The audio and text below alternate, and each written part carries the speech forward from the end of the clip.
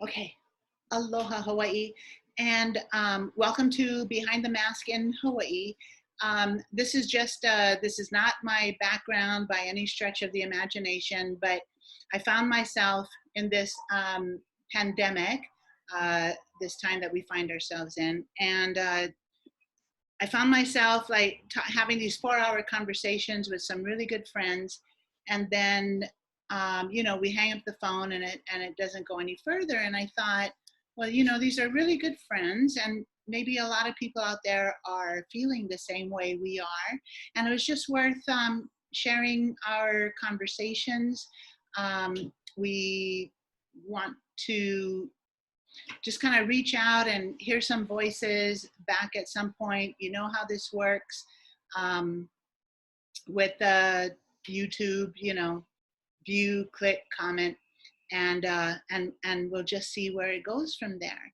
So my friend who has agreed to share this project with me is Patrick from the Big Island, and I thought it would be like even more interesting to have a viewpoint from one of our neighbor islands as well. Hi, Patrick. Hi, Vicky. Hi, good to see you today. Same. And so we'll just see how this goes.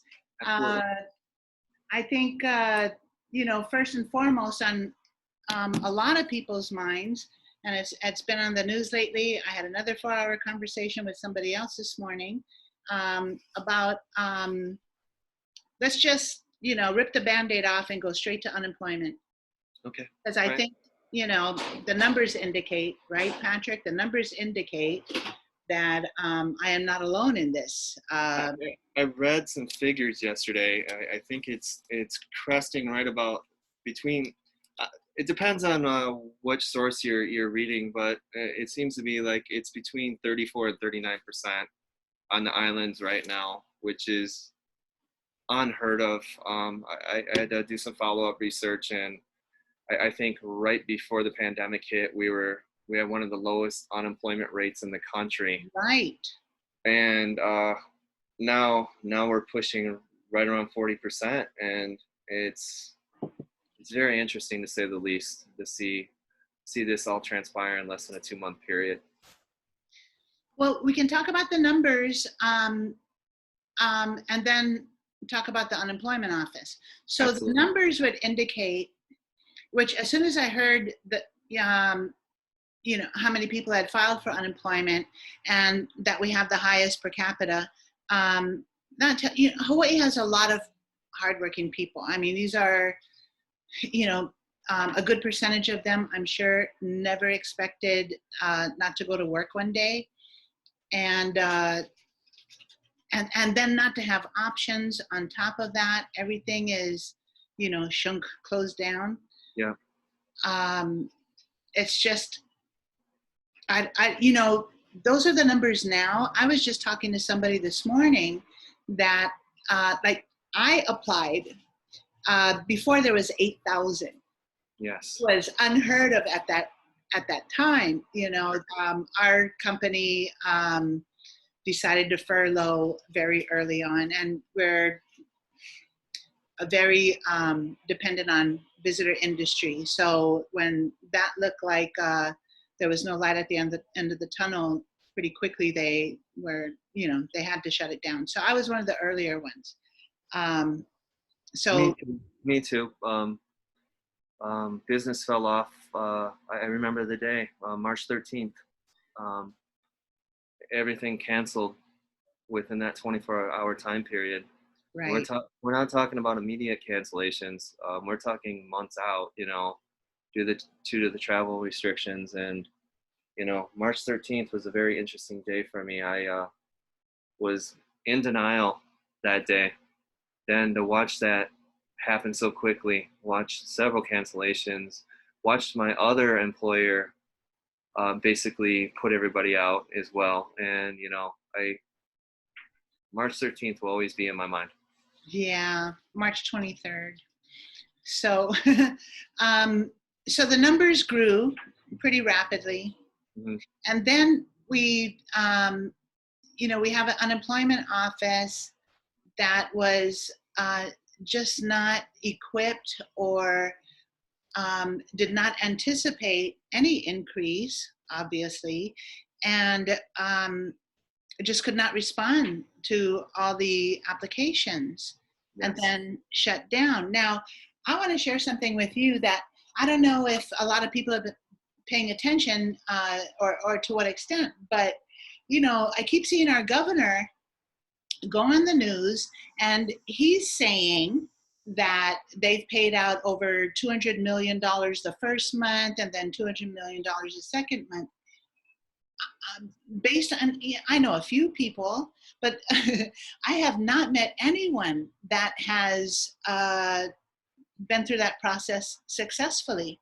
I, like many other people too, right? That's my routine, go on in the morning. My status is still processing since March 23rd.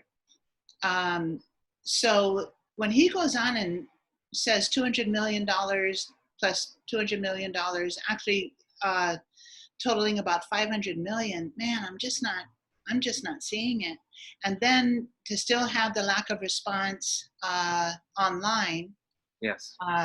you know, we're experiencing heavy volume is just kind of, I don't know, fishy is the word that comes to mind. That's one of the many words that comes to my mind when I think about this whole situation. And you did bring up a good point about everything being overwhelmed with the system. And, you know, the other day, I was seeing no headway with my unemployment claim. And, you know, this is going on week 8 or 9. I think next week, maybe 10. I'd have to check how many calendar days I've looked at this, but I've had no luck getting into the unemployment website. You know, it's been very, very sketchy, very slow performing. You get the error message saying it's due to high volume, you know, things are going to be slowed down. And I finally, after, this is no exaggeration by any means, I sent you screenshots of my phone log. Yes. I placed 167 calls Monday morning. I was up at 7 o'clock, realized that the phone lines didn't open till 8, I believe. And I placed 167 calls before I talked to somebody live who was able to help me. And, you know, she wasn't really helpful at first because I guess there was a little miscommunication on why I placed my call. But I told her this is frustrating because you guys aren't allowing me to edit my profile on the state website. I actually have to make this phone call so you guys can do this. Then I said, what happens if this doesn't work? Right. Do I need to go on the phone again and make another 100-something phone calls? And from what I'm understanding now is that they're doing things alphabetically. So depending on your last name, you have certain days to contact the office, and mine happens to be Monday. So that being said, if it doesn't work this week, now I got to place another 167 phone calls on Monday morning in hopes to get there. And that's frustrating because to me, it seems like if they're paying out all this money, like you said, who's it going to? Yeah. And, you know, the lengths that you have to go to just to even talk to a live person at this point is frustrating. I'm going on week 9 without any income coming into the house on my end. And everybody knows what the cost of living here in Hawaii is. It's the top. It's number 1 in the country for cost of living. Right. So not have that money come in, not being able to eat properly, not being able to pay my bills just to keep my car and everything else is ridiculous. And you know, there's no money coming in. And my lenders, my creditors aren't stopping. Yeah.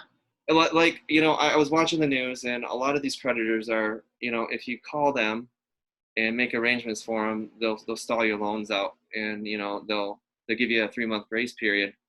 But you know, I heard cell phone companies are supposed to be a little bit more understanding. I am routinely getting texts to say my phone's going to get shut off.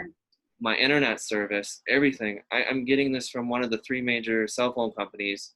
So with unemployment and the building stress of not having any money coming in and not being able to get paid my unemployment benefits has been super stressful. And I'm sure everybody who's going through this process, as you and I am, this has got to be very stressful for a lot more than just us. Well, I think what does not help with the stress is we don't have a face representing anything to give us, well, the government, to give us any kind of comfort. I can say, just to touch on what you were saying too, Patrick, I did talk to Spectrum this morning because I'm getting those same reminders. But, I want to say mahalo, Spectrum, because the gal that I spoke to on the phone was super helpful and was super understanding. There's nothing more frustrating than talking to people on the other end of the phone that are pretending, there's just another day, that the day hasn't changed. No, the gal that I spoke to at Spectrum was super understanding, and she said that they would not take any action till the end of June. Okay. So, but I was comfortable enough with her because she was so kind and sweet. I said, look, the Wi-Fi is our lifeline at this point, right? Yes. So I just hope a lot of other people would assume that same type of attitude under the circumstances. So, it's just very difficult. I'm not proud that I had to call and have that conversation with Spectrum, but I really, really do appreciate it. And anybody else out there that's, in a position to make that decision should really make that decision. And we're talking property managers and the like. Yes. So anyway, going back a little bit too about, the face of our government for us locally, obviously, is, every county has their own mayor, but there just seems to be a complete lack of leadership coming out of the governor's office. I have low expectations anyway, even before the pandemic hit, based on episodes that have happened during his terms.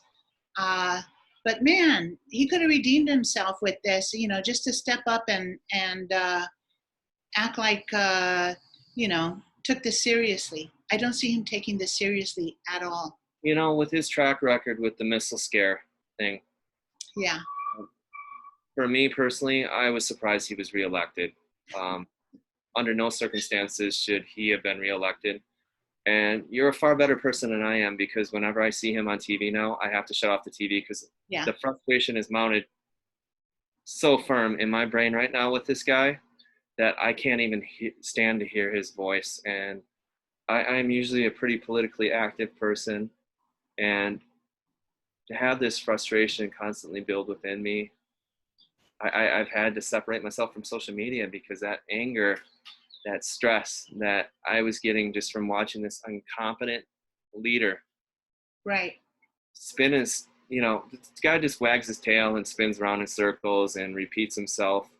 And, I don't know this gentleman personally, but I can form my opinion based on his performance. And it explains why he is the #1 disliked governor in this entire union across the board. And not only does he not, contribute anything, one of the last interviews that I, powered through, he's already taken a defensive stance. Like, why are you asking me those questions? Yeah. It's just, it's astounding to me. And to see his ignorance, excuse me if I look away from the camera for a second. The incident command for COVID-19, I believe, is Major General Kenneth Hara. Yes. He recently contacted the governor and told him, if we don't reopen this economy, this is what I gleaned from just reading the article, there's going to be riots soon. And Ige responded saying, there isn't going to be any riots. Everybody's been good. They've been staying home, following the social distance guidelines. We've all been good slaves. This is what I got from it. Yeah. Good drone bees. And yes, I encourage people to get out there and start doing civil disobedience and riot and protest in a positive way. This guy needs to see that we are sick of his shit, and I am sick of his shit, and it to the point where I can't even listen to the gentleman anymore. This guy needs to go somewhere. He's so indecisive. And Yeah, that's exactly what he projects. Like, I'm not making any decisions. this Another guy, conversation that I had, this morning is with someone else. But this was the job he signed up for, yes, and to be defensive because the entire state is looking to him to be decisive. And whatever that is, as long as you're decisive, you're going to get support. As long as you can lead us to something or share information or show us that you have a freaking plan, we can get behind that. But this other, you know, the spectrum attitude is unacceptable. I don't think he's coordinating his efforts with the proper people. I don't think he's meeting with. This is what I've gleaned. I don't know exactly. I'm not privy to any of these closed door sessions, but it doesn't seem like he's coordinating his efforts with all the mayors.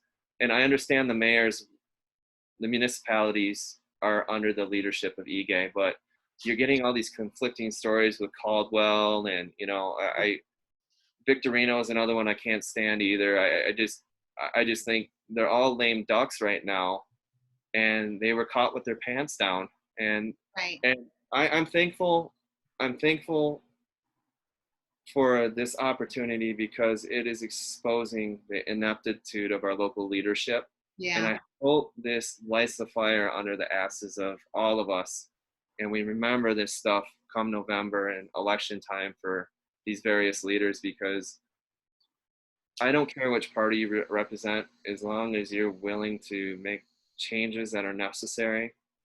Respond. Yes, and I understand there's a learning curve with political leadership and being in those positions, but to have somebody who is so far removed from the general population on his perch, you're completely right. He is not giving the leadership that we need, that soothing voice to help us. And I just I want to jump on what you're saying about him and the mayors. Actually, part of another conversation, another 4-hour conversation that I had with someone close to me, is we were talking exactly about that. Like, we're throwing it out there. Like, I mean, yeah, it's easy to Monday morning quarterback. I get it. I get it. exactly, right? So putting that out there, but I'm a, I have these lines that I throw out to the kids all the time. And one of them is, if you can't do the easy things, you can't do the hard things. So Yes. now, your governor. I just would think that talking about people that you should be meeting with and conversing with and planning with on a regular basis, in addition to the mayor, to me, the mayors come after. First, you should be meeting with our healthcare community, right? Hawaii has some of the best doctors on the planet. And there's a lot of reasons I know that, but we have some of the sharpest minds here. I would bet, and I'm not a betting person, but I would bet that none of them have been to the governor's office. And, he comes across to me as someone with absolutely no even intellectual curiosity to begin with. But There's I would like be meeting with the sharpest minds. Like, what do you know? What can you share with me? What can I share with the people of Hawaii? What do they need to know? What do I need to know from now to the end of the year, since this is looking like that? Absolutely. The plan. I don't get the 14-day quarantine from people coming in off the. Most of them under normal circumstances are only here for 7 days. So I just don't get how this knee-jerk reaction is supposed to give anybody any comfort. One of my sticking points with this whole thing is I actually watched the news for a little bit last night, listening to our Attorney General talk about ways to prosecute people who aren't complying with the quarantine order. And it's kind of concerning to me because we are seeing our civil liberties being stripped away from us. They're talking about putting ankle bracelets on U.S. citizens that are here and are guaranteed our constitutional rights to travel from state to state. And I think that's another reason why the airports aren't closed, because local governments can't control that. But I'm seeing people being treated like, I'm seeing that people are being treated like criminals. Yeah. In their own country. And watch what they just did with all those prisoners. They released 800 something prisoners in the past 2 months or so, and treat people who are law-abiding citizens like criminals. It's very concerning to me. And I just don't like the precedence that's being set right now for future failure. And you're seeing this power grab with all our local government officials that is very concerning to me. And this is gonna, in the long run, is gonna determine whether or not I relocate, because I cannot be in a place that is so draconian when it comes to these type of stuff.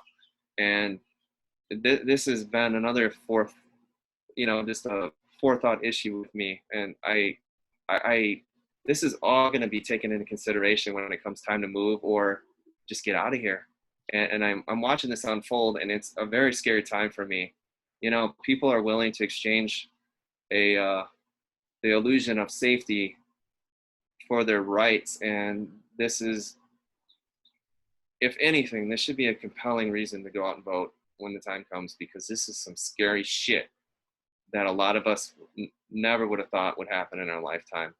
Absolutely. And so, yeah, I'm done ranting about this. There was a thought that came up in a conversation I had this morning with somebody else was, I'd like to know your thoughts on this, because I haven't heard this idea floated around, but there's certain high-risk people. Yes. So, but I'm listening to all the reports. At first they thought it was a certain demographic. That turned out not to be true. But I think the one thing that is common is people with other health problems, COPD, that are compromised. Yeah. So if they were, because we can't, I just don't think it's sustainable in any way that we continue what we're doing today until the end of the year or some unknown, time when we roll out, which there doesn't seem to be any kind of plan. But what had come up in conversation was, these people are under a doctor's care, because you know what, I kind of was thinking, Patrick, on something you and I had talked about earlier was, remember when quarantine was for sick people? Yes, absolutely. Kind of like by definition. So if these people were to consult with their doctor, and if your doctor is the one that tells you, you can go to work, wear the mask, do all the protective things, gloves, wash, and all of that, but you're perfectly, based on my prognosis, you can go to work in your downtown office or whatever it may be, right?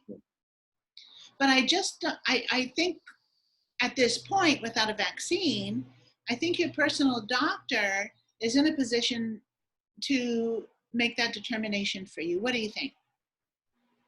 I think this is the point where we need to determine whether or not is the government responsible for our personal health and well-being. And I'm going to say emphatically no. I would oppose that to my death, because they've proven time and time again that when the shit hits the fan, they're unable to perform properly.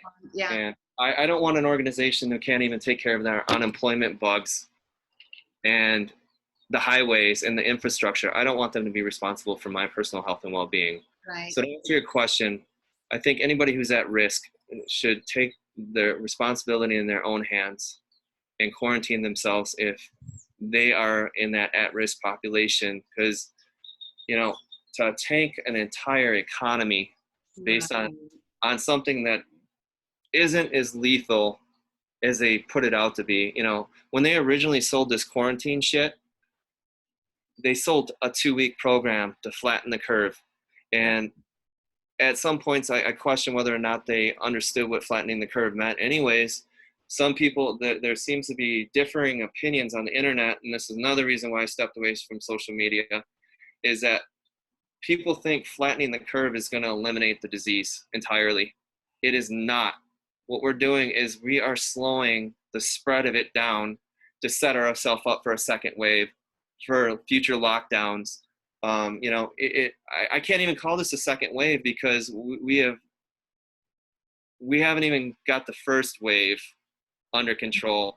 And by slowing down this process and making it more restrictive on our economy, our ability to provide for our families is just so counterintuitive to me, and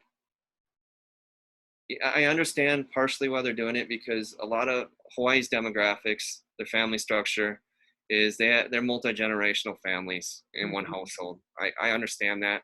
And by having my healthy specimen grandchildren go out and work and bring that disease home to me where I could possibly die, I understand that. And it does raise concern for me. But, with something that has a 99% recovery rate in the healthy population, to raise this alarm and to tank our entire economy and try to pass 2 bills that are worth $5.4 trillion that we're not getting help on. All these big corporations are getting the bailouts.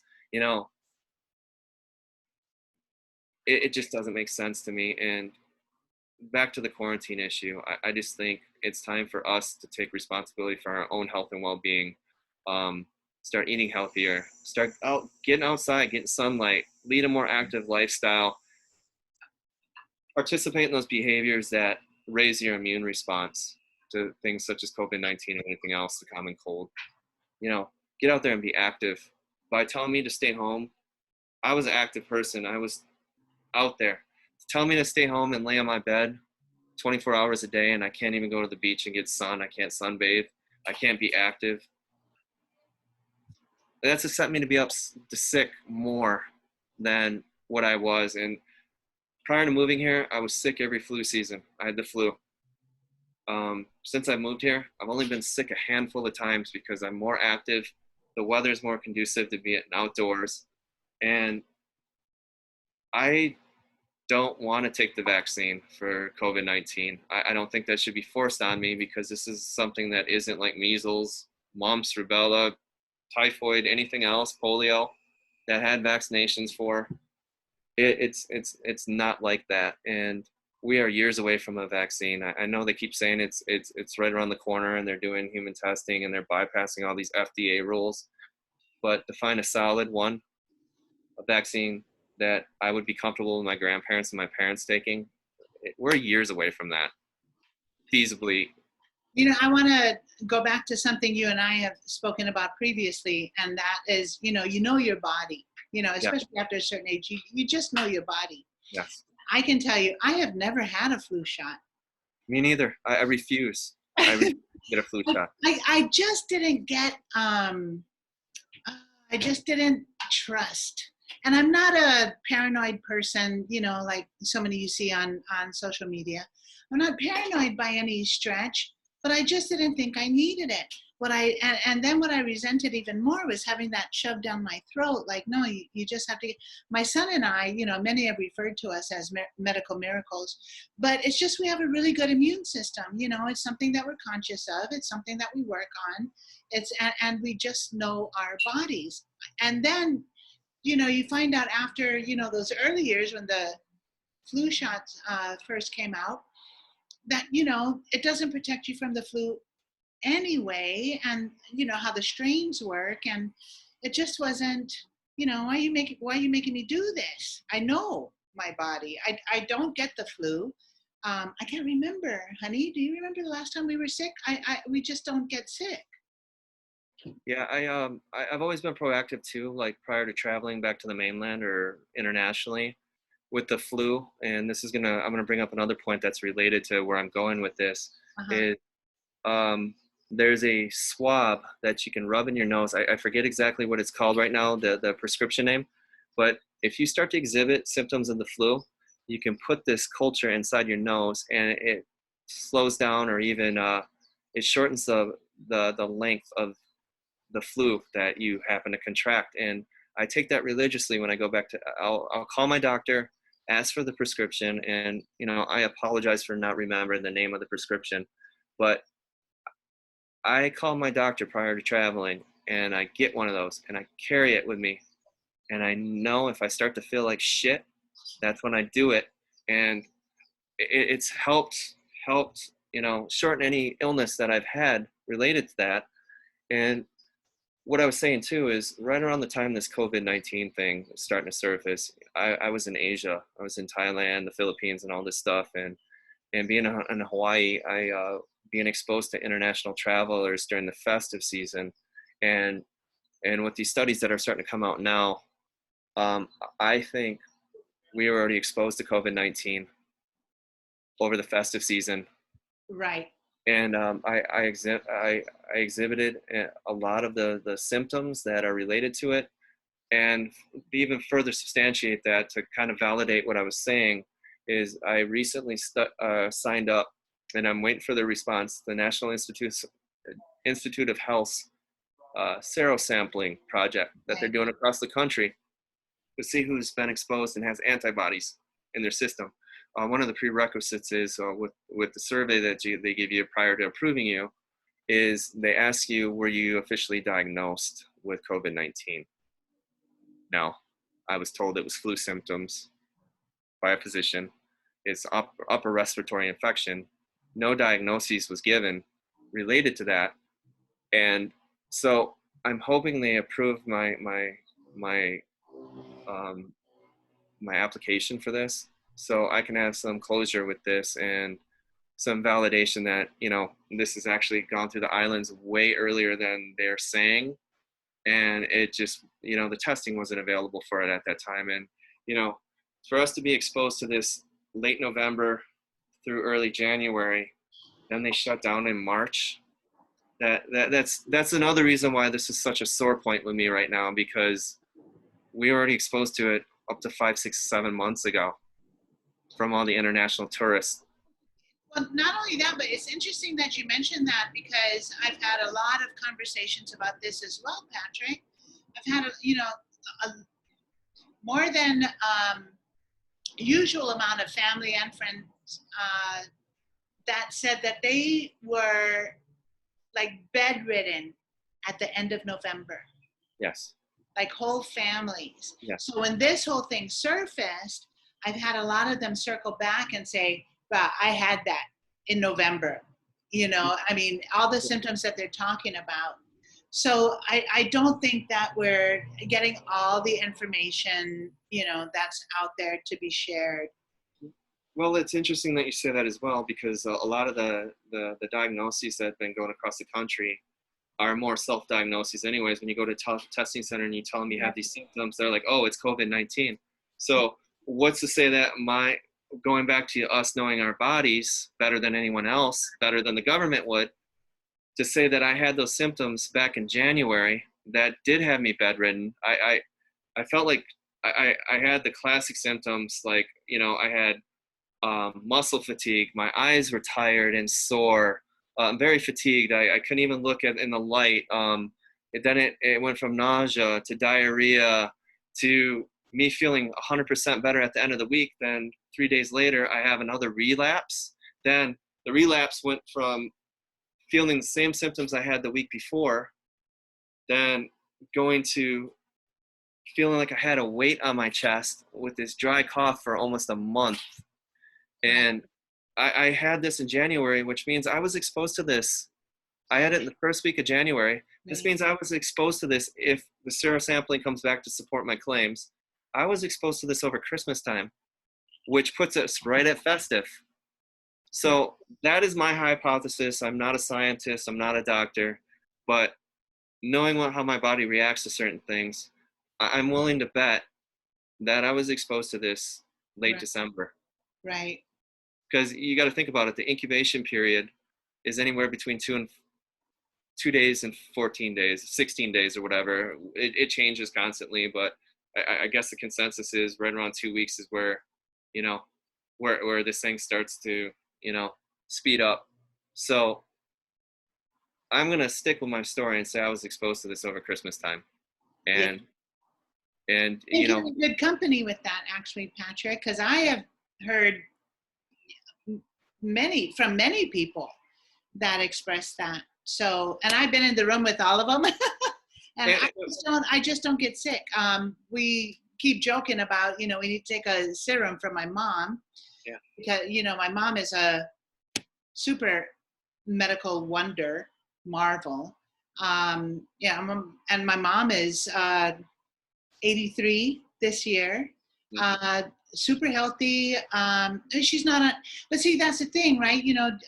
When you measure like against, people that have compromised systems, my mom isn't, here she, bless her heart, she's 83. She's not on any medication. She goes to her doctor regularly and, they love her. So she knows her body as well, right? And I'm counting on her. I'm counting on what she has given us to keep us all healthy. All the kids are good. All my siblings are good, and we're all kind of on the same page as far as, even though it would be, well, I'm drinking. Cheers, but you know what you're I will have some bad behavior sometimes, as far as my health goes, but I always know when to reel it back. There's just this internal mhm, sense to, treat myself to something, and then I get, reeled back to, where I'm very centered. yeah, Um, and my whole family is like that. We have a lot of sports page athletes in our family and stuff. I mean, that's something we're very conscious of.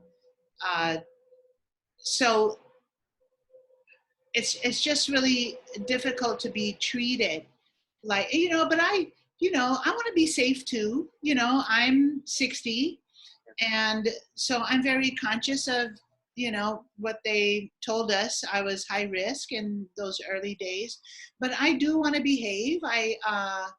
I'm not going to be reckless. yeah. Um, But no, I, have, what's up? I have a mask and gloves. This is why I refuse to go to stores. My wife and my daughter do all the shopping because I am very constitutionally minded. I'm very liberty-minded person, and I refuse. I refuse to wear a mask. I want my immune system to be healthy, and I don't want to keep all those bad organisms out. If this is going to happen, I want to get sick. I want to be able to recover from it, you know, with proper precautions. Not infecting everybody I can because I'm not that type of person. But I refuse to go shopping anymore. I will not until this mask thing is lifted because the government has changed its stance so many times on Yeah. whether or not these masks are effective. I have a hard time breathing in the mask. I don't get a proper seal because of my facial hair choice. So there's a lot of things that are working against this for me, and I think it's a really shitty thing to do, trying to breathe through that thing, and it's a horrible, labor-intensive exercise just to wear a mask. And back to what I was saying earlier, I finally remembered the name of that prescription for the swab, Uh-huh. and it bothered me, but I just want to let you know so nobody thinks I'm full of shit. It's called Tamiflu, Okay. and it's a culture swab that you put inside your nose. It's moist to the touch. You make contacts with your mucous membranes, and this is what expedites the whole symptoms from the flu thing and helps you recover quicker. And I've never had an issue with that. So yeah, I refuse to wear a mask, so I'm not doing any of the shopping. I'm not doing any of the running for the family. I'll go to Costco and I'll get gas if our vehicles are running low because that's my contribution to my family right now with being a non-essential person. So, I do all the chores and the tasks around the house to help make my wife's life easier while this is going on. So I know we kind of went off on a tangent No, with but this I stuff. think that's a very good way of demonstrating, how we can coexist. Like, I don't like the mask either. I can't breathe. Um, but that's what I got to do to go to Safeway. So I'm ironically, I'm a little bit of a compliance junkie when it comes to that kind of stuff. But just because it's such an unknown, Yeah. So that's what I have to do. But Um, another thing I noticed too, Vicky, back to what you're saying, and I'm sorry to interrupt, but this no, is something that needs to be discussed as well. Me driving my wife to the grocery store because I do all the heavy lifting. She goes and does the grunt work, and I'm the one who's moving, and I'm bringing the loads of groceries in when we can go shopping. Um, and those trips have decreased significantly since our income has decreased significantly. But back to what I was saying, me being the casual observer in our vehicle, waiting for her to come out of the store, I watch so many people use their masks improperly. anyway, right? It, and to watch somebody to improperly use something is just as bad as not wearing one, in my opinion. And I literally, the person's first instinct when they come out of the store is not to sanitize their hands, to touch that mask and pull it off. Because as soon as they get out, they're like, oh my God, I'm free. The mask is off. And to watch people improperly take their mask off and use it for future use is also another thing that's counterintuitive to me, because if they're anything like my wife, they just keep their mask in their vehicle. And I'm sorry for saying this, and she only uses it when she goes in the store. You're keeping it in the vehicle. I haven't seen her take any steps to sanitize it. So this mask wearing and glove wearing shit is all posturing, and it's another There's a whole control thing. protocol. It's it's just another power grab. It's to watch so many people. I literally counted. It was like 98 people at 3 different locations who misuse their mask, and I'm just sitting there and like, oh god damn, this is interesting, because you're watching these people misuse these masks, and that's just a small sample from 3 different locations. So I'm sure a lot more of this is going around. Well, we know that, and that goes back a little bit, Patrick, to like if our governor were sitting around with like medical professionals, Yeah. which we have no shortage of here, really good ones, the best on the planet. I might have mentioned that. What is the information that I need to impart to the citizens of Hawaii? And that would be one. If you think that this is sufficient, it's not. So, It's not, because you look at it too. People have made these into fashion statements. I've seen so many different designs. clothes, I drive me crazy. Oh, this Bless is your crazy. heart. I know you're thinking you're doing a good thing, but when I see now this new fashion, making a fashion out of it with matching, I can't believe it. I just can't believe it.